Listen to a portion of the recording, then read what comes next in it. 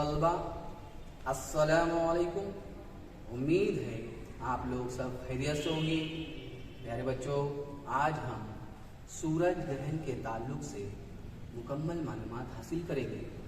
सूरज ग्रहण, चांद, जमीन और सूरज, ये तीनों के खते मुस्तकीम में आ जाने पर सूरज ग्रहण होता है।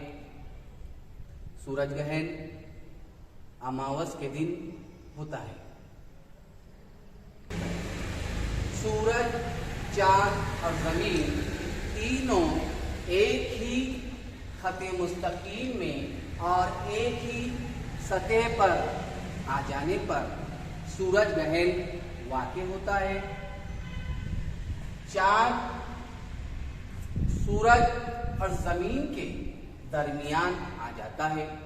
सूरज का साया चांद पर पड़ता है और चांद का साया जमीन पर पड़ता है। सूरज का साया दो किस्म का पड़ता है। पहला गहरा साया, दूसरा मध्यम साया।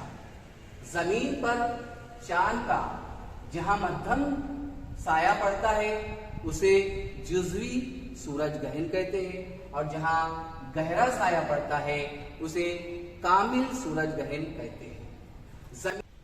जमीन पर जहां गहरा साया होता है वहां से सूरज मुकम्मल तौर पर ढका हुआ नजर आता है।